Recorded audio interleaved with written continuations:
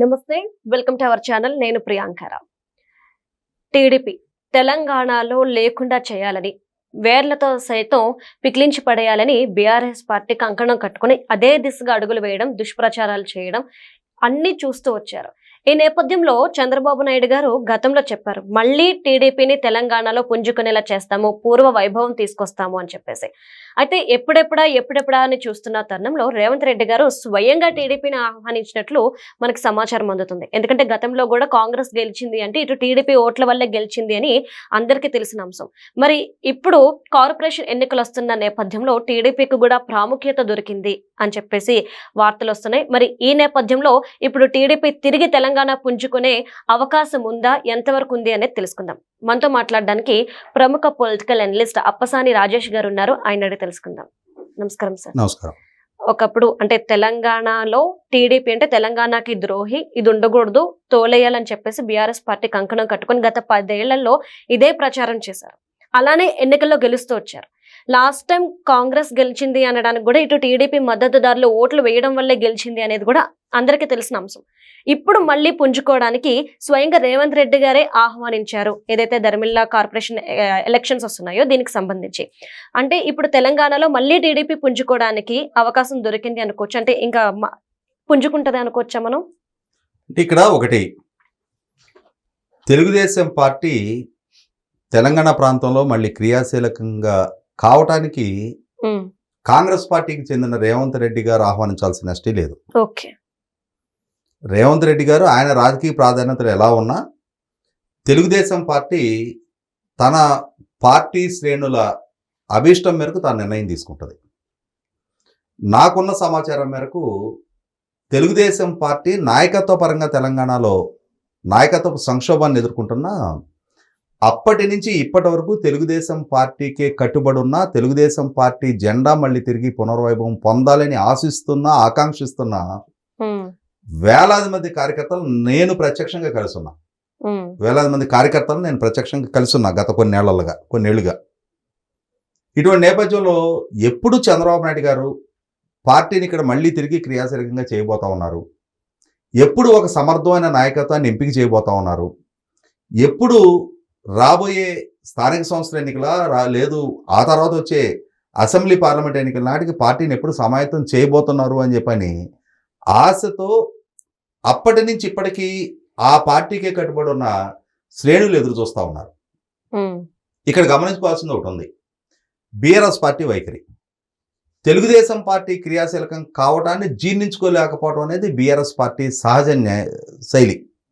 కారణం ఏంటి అంటే ఇవాళ బీఆర్ఎస్ గా రూపాంతరం చెందిన అసలు సిసలు టీఆర్ఎస్ పార్టీ అధినేత కేసీఆర్ గారి నుంచి, హరీష్ రావు గారి దగ్గర నుంచి ఆ పార్టీలో ఉన్న చాలా మంది సీనియర్ నాయకులందరూ కూడా తెలుగుదేశం పార్టీలో ఎదిగిన వాళ్లే, తెలుగుదేశం పార్టీ నుంచి రాజకీయంగా అవకాశాలు అందిపుచ్చుకొని ఇవాళ నాయకులుగా ఎదిగిన వాళ్లే.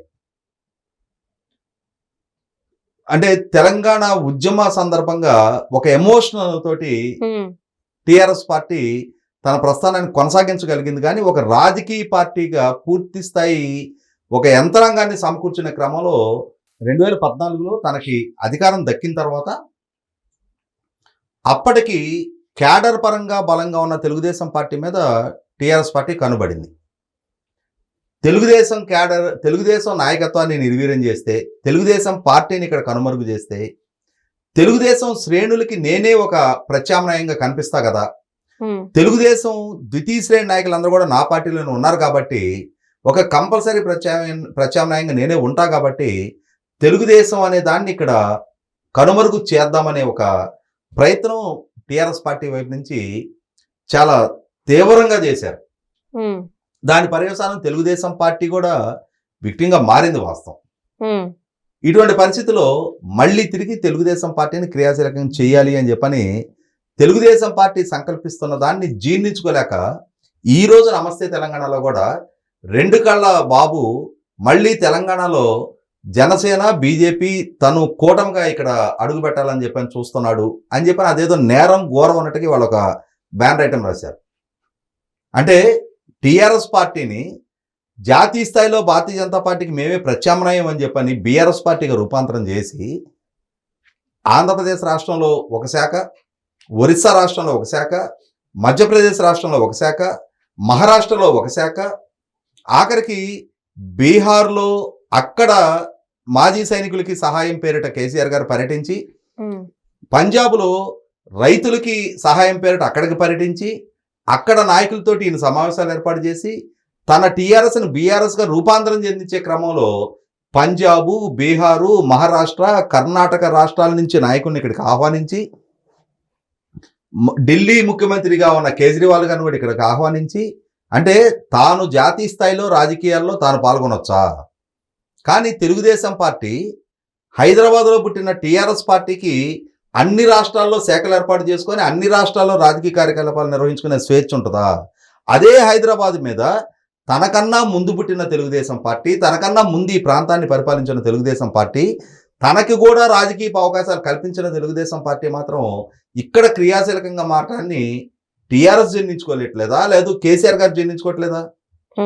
ఇవాళ గతంలో చంద్రబాబు నాయుడు గారు 2019 ఎన్నికల తర్వాత ఆయన ఖమ్మం జిల్లాలో ఒక సభ ఏర్పాటు చేస్తే ఆ సభలో టీఆర్ఎస్ పార్టీని ఒక్క రాజకీయ విమర్శ కూడా ఆయన చేయకున్నా కూడా ఆ సభ ఘన విజయం సాధించడాన్ని చూసి జీర్ణించుకోలేని హరీష్ రావు గారు లాంటి వాళ్ళు మళ్ళీ తెలుగుదేశం, చంద్రబాబు నాయుడు గారు ఇక్కడెక్కడ రాజకీయంగా క్రియాశీలకంగా మారతారో అలా క్రియాశీలకంగా మారిన పక్షంలో తన పార్టీలో ఉన్న ఆ తెలుగుదేశం పూర్వ శ్రేణులందరూ మళ్ళీ తిరిగి ఎక్కడ తెలుగుదేశం పార్టీలోకి మళ్ళీ తిరిగి వాళ్ళ సొంత గుటికి చేరుకుంటారు అనే ఒక ఇన్సెక్యూరిటీ తోటి ఆ రోజు చంద్రబాబు నాయుడు గారి మీద ఎక్కుపెట్టిన విమర్శలు చూసాం మనం. ఎన్ని విమర్శలు బీఆర్ఎస్ పార్టీ నుంచి ఇవాళ తెలుగుదేశం పార్టీ వైపు ఎక్కుపెట్టినా తెలుగుదేశం పార్టీ కనుక తాను క్రియాశీలకంగా ఇక్కడ వ్యవహరించాలి అనే ఒక నిర్ణయానికి వచ్చి ఒక సమర్థ నాయకత్వాన్ని ఎంపిక చేసి తను గనక మళ్ళీ తిరిగి క్రియాశీలక కార్యకలాపాల్లో ఇక్కడ నిమగ్నం అయితే 100కి 100 పాళ్ళు అతి పెద్ద దెబ్బ పడేది బీఆర్ఎస్ పార్టీకి. ఎందుకంటే ఈ మధ్యకాలంలో చూస్తున్నాం మనం, బీఆర్ఎస్ పార్టీ అధికారానికి దూరం జరిగిన తర్వాత ఏ ఫిరాయింపులనైతే పెంచి పోషించిందో బీఆర్ఎస్ పార్టీ, అదే ఫిరాయింపులు ఇవాళ బీఆర్ఎస్ పార్టీకి కూడా ఒక శరాఘాతంలాగా తగిలి 10 మంది శాసనసభ్యులు బీఆర్ఎస్ను వీడారు. ఇదే క్రమంలో తర్వాత జరిగిన లోక్సభ ఎన్నికల్లో ఒక్క స్థానం కూడా దక్కించుకోలేకపోయారు. ఇటువంటి క్రమంలో ఇవాళకి గ్రామాల్లో బీఆర్ఎస్ పార్టీకి కొంత మూలాలు ఉన్నాయి, బలం ఉంది అని అంటే వాళ్ళందరూ కూడా అసలు సిసలు టీడీపీ శ్రేణులు మాత్రమే. 2014కి ముందు ఆ రోజు ఉద్యమ పార్టీగా తెలంగాణను సాధించిన పార్టీగా ఒక రకమైన ఎమోషనల్గా ఆ పార్టీని బిల్డప్ చేసుకుంటూ వచ్చారు. కానీ ఇవాళ 10 సంవత్సరాల పాలన చూసిన తర్వాత, గత 2 సంవత్సరాలుగా అధికారానికి కూడా దూరం జరిగిన తర్వాత ఇవాళ బీఆర్ఎస్ పార్టీలో ఆ కుటుంబంలోని అంతర్గతంగా తలెత్తిన నాయకత్వ సంక్షోభ నేపథ్యంలో కవిత గారే స్వయంగా బయటకు వచ్చి ఆమె ఒక పార్టీ ఏర్పాటు చేసుకోవడానికి ఆమె ప్రయత్నాలు కొనసాగిస్తున్న నేపథ్యంలో బీఆర్ఎస్ మీద జరుగుతున్న విచారణలో ఈరోజు హరీష్ రావు గారిని టెలిఫోన్ ట్యాపింగ్ కేసులో విచారణ కూడా పిలుస్తున్న నేపథ్యంలో ఇప్పుడు ఖచ్చితంగా రాజకీయంగా ఒక శూన్యత ఉంది. ఆ శూన్యతని సద్వినియోగం చేసుకోగలిగే ఆస్కారము, అవకాశం ఉన్న పార్టీ తెలుగుదేశం పార్టీ మాత్రం. ఎందుకంటే ఈ రోజుకి తెలంగాణలో ఏ గ్రామానికి వెళ్ళినా సరే తెలుగుదేశం పార్టీతో అనుబంధం ఉన్న శ్రేణులే కనిపిస్తారు మనకి. అటువంటప్పుడు చంద్రబాబు నాయుడు గారు ఒక్క అడుగు, మనం ఛత్రపతి సినిమాలో ప్రభాస్ ఒక డైలాగ్ ఉంటుంది ఛత్రపతి క్యారెక్టర్ది, ఒక్కడుగు అని.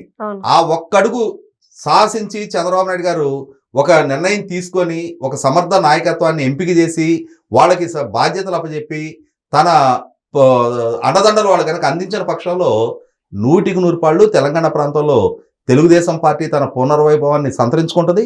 అదే క్రమంలో ఇవాళ ఒక మాస్ క్రౌడ్ పుల్లర్గా ఉన్న పవన్ కళ్యాణ్ గారు అదే సందర్భంలో ఇవాళ జాతీయ స్థాయిలో ఒక బలమైన పార్టీగా 8 మంది లోక్సభ సభ్యులను కలిగి ఉన్న భారతీయ జనతా పార్టీ కూడా ఆంధ్రప్రదేశ్లో చేసిన ప్రయోగాన్ని ఇక్కడ కూడా చేసి తెలుగుదేశం, జనసేన, భారతీయ జనతా పార్టీ కనుక ఒక అలయన్స్గా కనుక ఇక్కడ వాళ్ళు ఎన్నికల రేసులో నిలబడితే 100కి 100 పాళ్ళు బీఆర్ఎస్ పార్టీ ఉనికిని ప్రశ్నార్థకం చేసే స్థాయిలో ఈ కూటమి అమర్చవటం ఖాయం.